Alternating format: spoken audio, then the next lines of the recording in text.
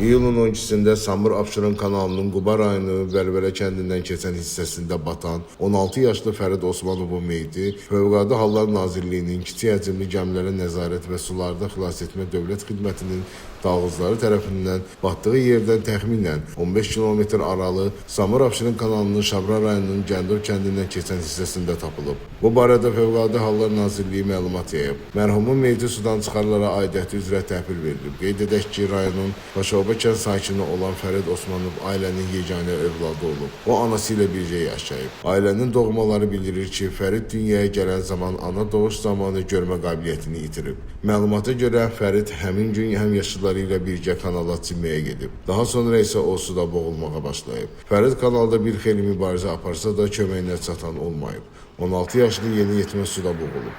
Hadisədən sonra onun axtarışlarına başlanılıb. Legal xəbər Quba.